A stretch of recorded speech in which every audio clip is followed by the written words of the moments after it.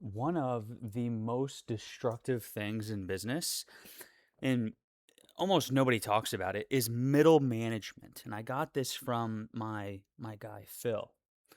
Um, I've now seen this happen at two different companies. The first company was with Phil, and the second company is now, right? At both companies, middle management was quite literally killing the growth of the business. And the way it happens, now that I'm experiencing it for the second time, is actually very predictable. And let me explain what I mean.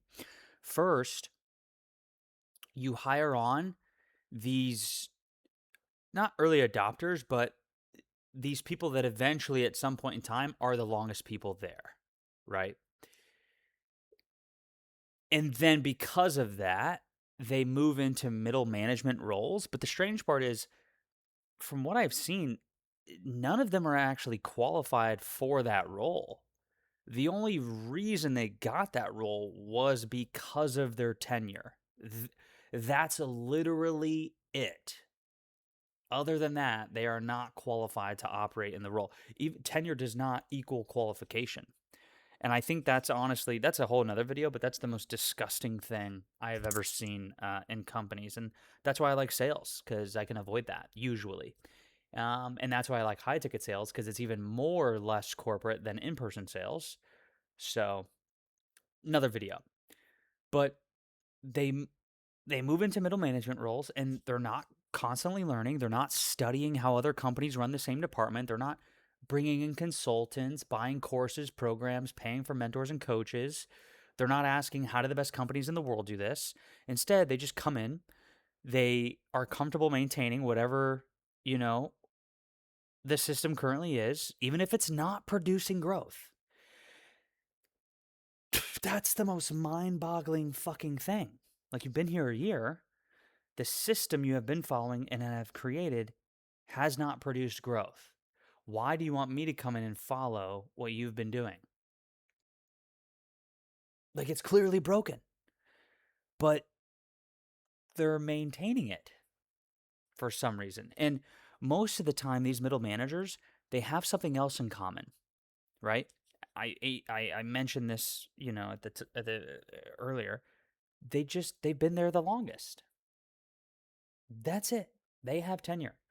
So what ends up happening is this really like ugly, ugly, disgusting dynamic. It's like the absolute antithesis to a business.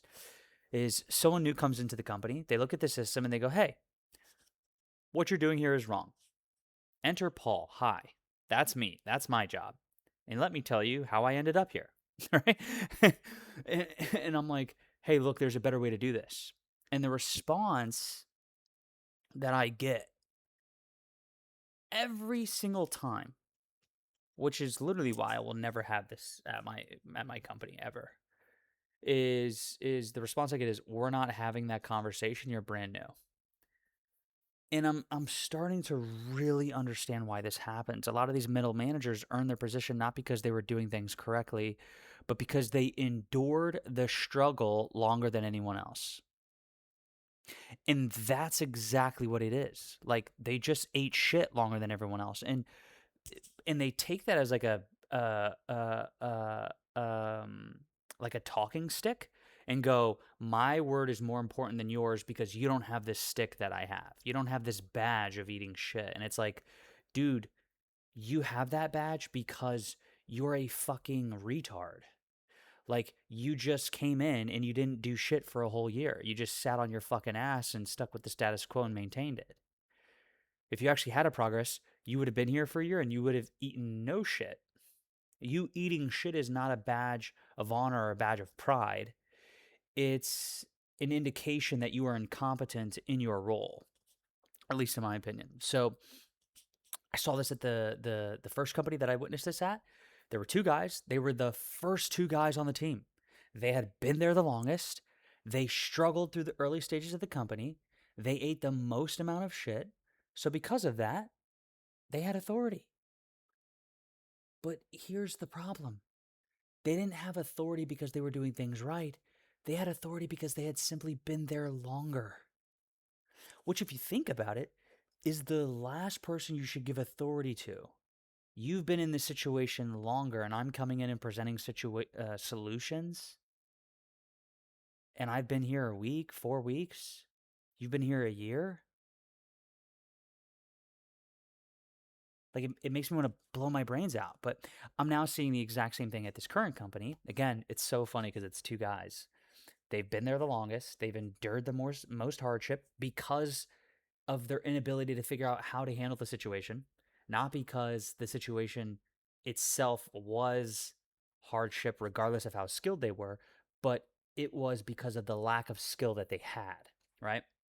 So they believe that that gives them authority to define how things should be done, even when the system clearly isn't working, even when growth is stalled, if not falling, like losing money. Like, uh, it, it just makes no sense to me. Like, you would think that, because I've seen this from zero to $500,000 a month to now $1 million to $2 million a month. I've seen this at companies where the previous founder, sold his, or the founder sold his previous company for 100 million. Like it's so hilarious. Like it's like, dude, how the fuck did you grow a business, sell it for 100 million, and then you're now starting another business and you're accepting this? I truly think it's a lack of awareness from the found. Like they're just not aware, right? They're just like, man, these guys are trying, but then they're not aware of the dynamic that's happening between the new and then the old, like in terms of like the bottom level guys, right? But like the logic completely breaks down if someone new comes in and says, hey, there's a better way to do this, and the response is like, you haven't eaten the amount of shit we've eaten. But like, again, just to reiterate it, that's exactly the point. The goal is not for me to eat the same amount of shit you ate, because if I do that, that means I'm repeating the exact same mistakes you made. And if I repeat the same mistakes you made, the company, it doesn't even stay stuck, it dies more, right? Because if you, like, basically they're saying like, hey, go through a year of exactly what we went through and then you can talk. And it's like, well, if I do that, then we're all going to get fired because you guys are losing the company money. So the company doesn't stay stuck because time will continue progressing. And if they stay stuck and they're already losing money, that means they're just doing that. And this is company losing money, and then this is the timeline. So it's like, you know what I'm saying? Like it's like the entire reason new people are brought in is to bring in new thinking, new perspective, new approaches. But middle management just blocks that every single time, from my experience, because accepting a new idea would mean admitting that the system that you've been running for years might be flawed. And that's a very hard thing to do because people are so identified and attached to it emotionally. And here's really where the problem becomes even worse. Like when companies start struggling, leadership often has to make cuts, so people get fired. And this blows my mind, but guess who usually survives that? The people with the most tenure, the middle managers. Even if those middle managers are the reason that the entire team learned the wrong system in the first place. So what ends up happening is this, like, the newer employees get fired, but the system that caused the problem never changes because the people who built that system are still in control. And then it's like, oh, we have a problem. It's like, yeah, and you're not solving it by firing the people and then rehiring people, and you keep doing that. So it's like, oh my God, you guys are repeating the exact same system inside the company on the outside of the company when you're bringing in new talent. You just keep doing the same thing. You're fixing them. Wrong hire. Fire them. Get someone else. Fire them. Get someone else. It's like you're firing everyone but the problem. And like from a business perspective, to me, this is one of the most broken models you could possibly create because it rewards tenure instead of effectiveness.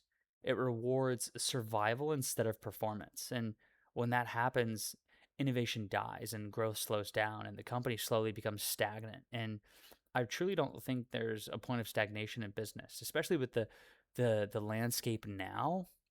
Like I think the landscape of business and the pace at which it moves has evolved with these massive technological shifts. Like business before the internet moved at a certain pace. And then business after the internet, the pace like went up, right? And now as we're like, you know, AI is just, it's just finding itself in everything and will continue to do so. It's going to go up even another pace, right? So it's just eh, stagnation is not a thing that exists to me. I think it was an illusion of it existing because it moved at such a slow pace that you could not evolve as quickly as you needed to and still not only survive but perform. And I think as these technological advances keep happening, like from the internet to AI, it's going to really, trim the bushes on a lot of people and show, the company, you know, what the foundation looks like behind what the bushes have been covering up. And I think it's going to do that at a much more rapid pace than what was available 100 years ago, 50 years ago, right? But yeah, that's why middle management, like when it's built on tenure instead of competence, it can, and it's so devious. It quietly destroys a company from the inside. It's not, right? Because obviously, if it's alarming and it was very, easy to be aware of, then I probably wouldn't be making a video about this. But yeah, it's just like the very people who should be improving the system are the ones protecting it from change. And if you want a company to grow, the standard can't be who's been here the longest. Like the standard has to be who's producing the best thinking and the best results because growth only happens when new ideas are allowed to challenge old systems. And if middle management blocks that process, the company eventually stops evolving. So